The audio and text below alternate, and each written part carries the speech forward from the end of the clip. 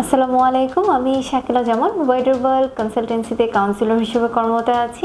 আজকে যে বিষয়টা নিয়ে আলোচনা করব তা হচ্ছে আপনি ভিসা পাওয়ার পরে চায়নাতে যাওয়ার জন্য নিজেকে কিভাবে প্রিপেয়ার করবেন বা কোন বিষয়গুলো আগে করবেন বা কিভাবে করে নিজেকে গুছিয়ে নিলে আপনার জন্য সুবিধা হবে চায়নাতে পৌঁছাতে। তো প্রথমত যে বিষয়টা মাথায় রাখবেন তা হচ্ছে আপনি তো ভিসাটা পেয়ে গেছেন, তাই তো? ভিসা পাওয়ার পরে আপনার যে প্রয়োজনীয় ডকুমেন্টসগুলো যেমন JW202 থেকে শুরু করে ভিসা, আপনার ডকুমেন্টস, আদার্স যে ডকুমেন্টসগুলো রয়েছে সার্টিফিকেট, মার্কশিট হতে শুরু করে সব ডকুমেন্টসগুলো একটা ফাইলের অন্তর্ভুক্ত করে সব সময় কাছে রাখবেন। আলাদা করে পার্ট করে এই ডকুমেন্টসের বিষয়গুলো রাখবেন ফাইল আকারে, যেন যে কোনো জরুরি প্রয়োজনে আপনি সেগুলো ব্যবহার করতে পারেন। এয়ারপোর্টে যদি দেখতে চাই সেটা যেন আপনি ইজিলি দেখাতে পারেন।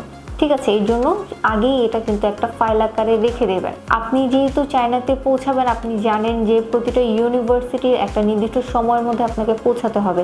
তো সেইভাবে করেই কিন্তু আগে ভাগেই কিন্তু আপনাকে এয়ার টিকিটটা কনফার্ম করতে হবে, কারণ এয়ার টিকিটের মাধ্যমে কিন্তু আপনি বুঝতে পারছেন যে আপনি কবে পৌঁছাতে পারবেন এবং আপনার সেখান থেকে লাগেজে কতটুকু আপনি নিতে পারবেন, সেভাবে করে আপনার লাগেজটা গোছাতে আপনার সুবিধা হবে।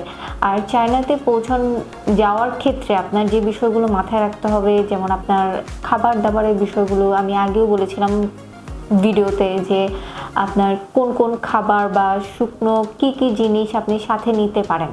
শুকনো খাবার দাবার সাথে নিয়ে গেলে সেটা আপনার জন্য কীরকম হেল্পফুল হবে।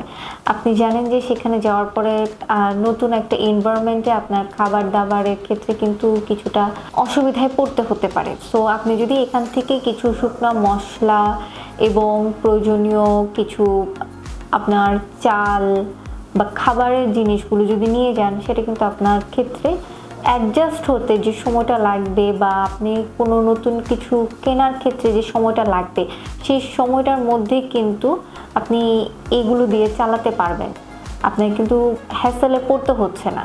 ঠিক আছে, আর আপনার এয়ার টিকিটের মাধ্যমে কিন্তু আপনি বুঝতে পারছেন যে আপনি পরিমাণ কতটুকু করে নিতে পারবেন। আপনার লাগেজে কোন জিনিসটা কত পরিমাণে করে নিলে আপনার লাগেজের ওজনটা বা আপনি যতটুকু নিতে পারবেন সেই অনুযায়ী আপনার লাগেজ গোছাতে কিন্তু সুবিধা হবে।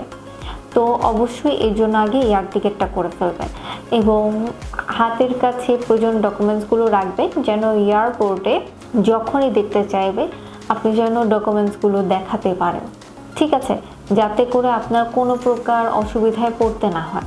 আশা করি এভাবে করে যদি আপনি নিজেকে আগে থেকে প্রিপেয়ার করে রাখতে পারেন, তাহলে চায়নাতে আপনি সঠিক সময়ে পৌঁছাতে পারবেন এবং আপনি ইউনিভার্সিটিতে যে ডকুমেন্টসগুলো সাবমিট করতে হবে যে নির্দিষ্ট সময়ে, সেই সময়ের মধ্যে সাবমিট করে আপনার হোস্টেলটা বা আপনার থাকার জায়গাটা সেভাবে করে কনফার্ম করে ক্লাসে অ্যাটেন্ড করতে পারবেন কোনো প্রকার অসুবিধা ছাড়াই। আর আগে থেকে নিজেকে যদি প্রিপেয়ার করে রাখতে পারেন, প্রস্তুতি নিয়ে রাখতে পারেন, সেক্ষেত্রে কিন্তু দেখা যায় যে নার্ভাসনেস বা যে অসুবিধাগুলো আমরা সচরাচর পড়ে থাকি, সেই অসুবিধাগুলো কিন্তু এড়ানো সম্ভব হয়ে থাকে এবং খুব ইজিভাবে স্টে করা যায়। এছাড়াও যদি কোনো প্রশ্ন থাকে তাহলে আমাদের স্ক্রিনে দেওয়া নাম্বারে যোগাযোগ করতে পারবেন, হোয়াটসঅ্যাপে নক করে জেনে নিতে পারবেন বা চাইলে আমাদের অফিসে এসেও জেনে নিতে পারবেন যে আপনি কীভাবে করে নিজেকে প্রিপেয়ার করবেন। আর কমেন্ট সেকশনে চাইলে আমাদেরকে জানাতে পারবেন কোনো প্রশ্ন আছে কি না বা কোন টপিকসগুলো নিয়ে আমাদের কাছ থেকে ভিডিও চাচ্ছেন। ভালো থাকবেন, আপনাদের চায়নার জার্নিটা শুভ হোক। আগামী ভিডিওতে দেখা হবে। আসসালামু আলাইকুম।